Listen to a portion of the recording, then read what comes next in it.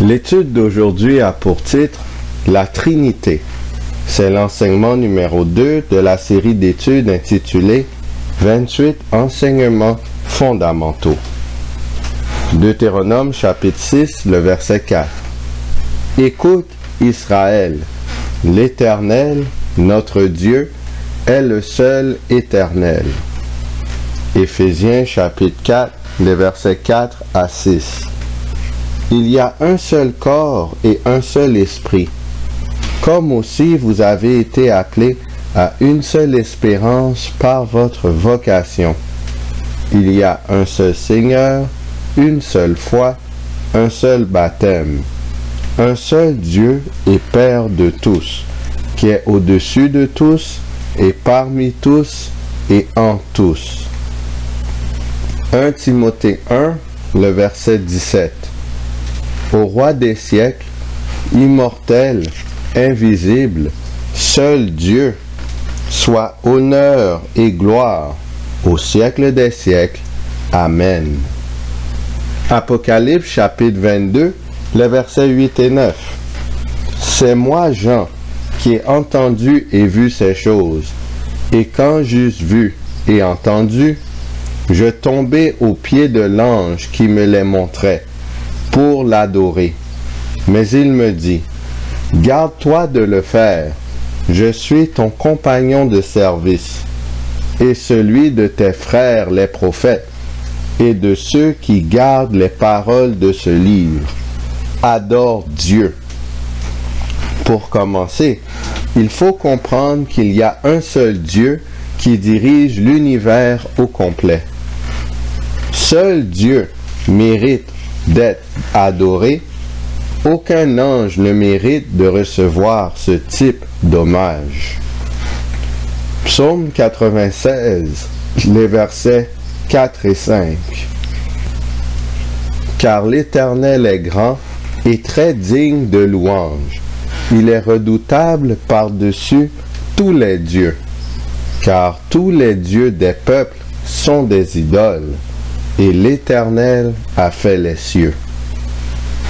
Le vrai Dieu est l'Éternel, car c'est lui seul qui a fait les cieux et la terre. Les autres dieux sont en réalité des idoles. Ils n'ont donc absolument aucun pouvoir sur quoi que ce soit.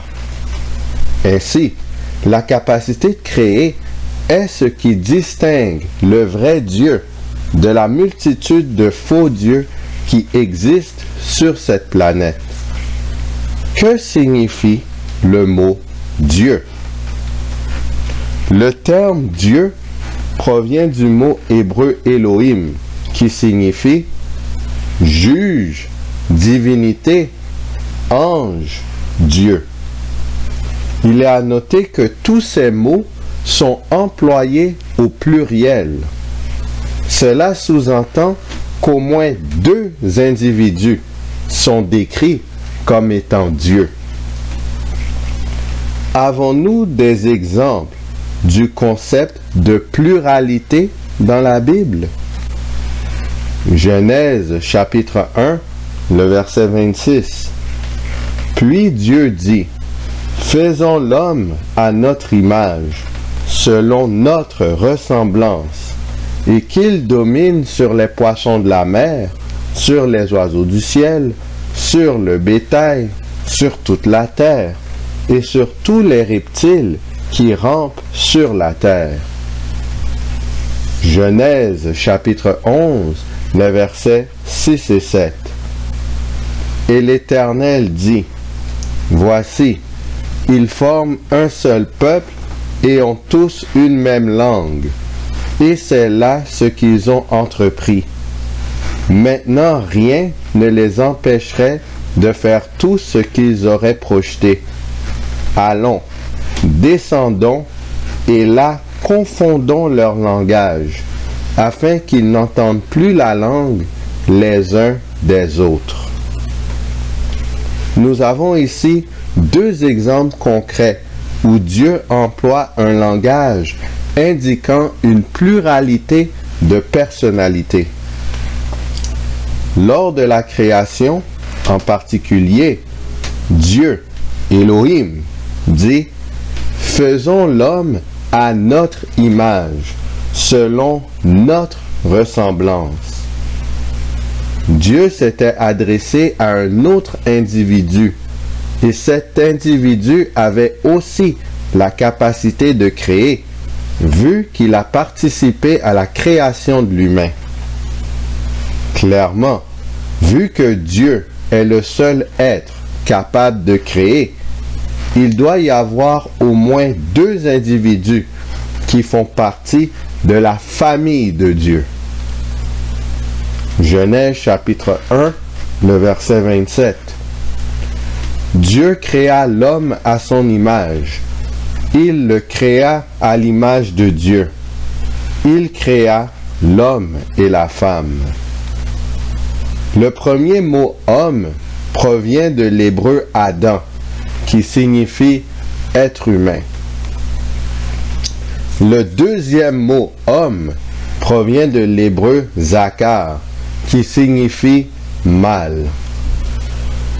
Ainsi, Dieu a créé le genre humain à son image, en créant l'homme, le mâle, et la femelle, la femme, une famille. Pour que l'humain soit pleinement à l'image de Dieu, il est donc nécessaire d'avoir une pluralité d'individus. Cela indique que Dieu est lui-même une pluralité d'individus. Le terme « famille divine » est approprié. Il y a plusieurs individus qui portent le nom de Dieu et qui ne sont pas des idoles. Éphésiens chapitre 4, les versets 5 et 6.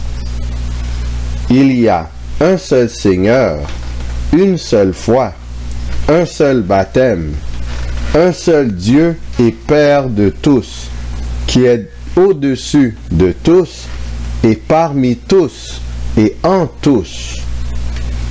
Quels individus portent le nom de Seigneur, de Dieu, de Père? Dans la mesure où ceux qui se font baptiser deviennent enfants de Dieu, au nom de qui baptise-t-on? Matthieu chapitre 11, le verset 25. En ce temps-là, Jésus prit la parole et dit, « Je te loue, Père, Seigneur du ciel et de la terre, de ce que tu as caché ces choses aux sages et aux intelligents, et de ce que tu les as révélées aux enfants. » 1 Corinthiens chapitre 8, le verset 6. Néanmoins pour nous, il n'y a qu'un seul Dieu, le Père, de qui viennent toutes choses et pour qui nous sommes, et un seul Seigneur, Jésus-Christ, par qui sont toutes choses et par qui nous sommes. 2 Corinthiens chapitre 3, les versets 15 à 18. Jusqu'à ce jour, quand on lit Moïse, un voile est jeté sur leur cœur. Mais lorsque les cœurs se convertissent au Seigneur, le voile est ôté. Or, le Seigneur, c'est l'Esprit. Et là où est l'Esprit du Seigneur, là est la liberté. Nous tous qui, le visage découvert, contemplons comme dans un miroir la gloire du Seigneur, nous sommes transformés en la même image, de gloire en gloire, comme par le Seigneur, l'Esprit. Le Père a le titre de Seigneur du ciel et de la terre. Jésus-Christ a le titre de Seigneur par qui tout existe. L'Esprit Saint a le titre de Seigneur duquel les cœurs des humains se convertissent. Jean chapitre 20, le verset 17. Jésus lui dit, « Ne me touche pas, car je ne suis pas encore monté vers mon Père. Mais va trouver mes frères et dis-leur que je monte vers mon Père et votre Père, vers mon Dieu et votre Dieu. Jean chapitre 1, le verset 1 et 14. Au commencement était la parole, et la parole était avec Dieu, et la parole était Dieu. Et la parole a été faite chair, et elle a habité parmi nous, pleine de grâce et de vérité. Et nous avons contemplé sa gloire, une gloire comme la gloire du Fils unique venu du Père. Actes chapitre 5, les versets 3 et 4. Pierre lui dit, « Ananias, pourquoi Satan a-t-il rempli ton cœur, au point que tu mentes au Saint-Esprit, et que tu aies retenu une partie du prix du champ? S'il n'eût pas été vendu, ne te restait-il pas? Et, après qu'il a été vendu, le prix n'était-il pas à ta disposition? Comment as-tu pu mettre en ton cœur un pareil dessein? Ce n'est pas à des hommes que tu as menti, mais à Dieu. » Le Père est décrit comme étant Dieu. Le Fils, la parole faite chair, est décrit comme étant Dieu. Le Saint-Esprit est décrit comme étant Dieu.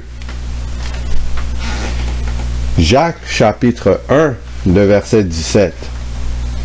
Toute grâce excellente et tout don parfait descendent d'en haut, du Père des Lumières, chez lequel il n'y a ni changement, ni ombre de variation. Ésaïe, chapitre 9, le verset 5. Car un enfant nous est donné, un fils nous est donné, un enfant nous est né, un fils nous est donné, et la domination reposera sur son épaule. On l'appellera admirable, conseiller, Dieu puissant, Père éternel, Prince de la paix. Dieu le Père est désigné comme étant Père des Lumières. Dieu le Fils est désigné comme étant Père éternel. Matthieu, chapitre 28, le verset 19. Allez, faites de toutes les nations des disciples, les baptisant au nom du Père, du Fils et du Saint-Esprit. Le mot « nom » provient du grec « onoma », qui signifie « nom », les noms propres à chacun, personnes reconnues par leur nom. Le nom est utilisé pour tout ce qu'il recouvre, tout ce qui est pensé ou ressenti quand il est amené à l'esprit par sa mention, en entendant ce nom, en s'en rappelant tant par le rang, l'autorité, les actions, etc. Ainsi, quoiqu'il y a un seul baptême, le baptême est effectué selon l'autorité, le rang et les actions de trois individus, le Père, le Fils et le Saint-Esprit. Ces trois individus ont des noms, des identités propres à eux-mêmes, distinctes l'un de l'autre. Ces trois individus sont trois personnes distinctes, reconnues par leurs noms distincts. Ainsi, on a une famille divine, composée de trois personnes qui opèrent en parfaite harmonie depuis l'éternité. Dans les prochaines études, nous regarderons chaque individu séparément, le Père, le Fils et le Saint-Esprit. D'ici là, qui allons-nous choisir? Choisissons-nous le camp de l'agneau, la famille divine, Ou est-ce qu'on choisit le camp du serpent, la famille satanique, la famille diabolique? Prenons dès maintenant la décision ferme de suivre Dieu, le Père, le Fils, le Saint-Esprit, partout où la famille divine va. Que le Seigneur nous garde.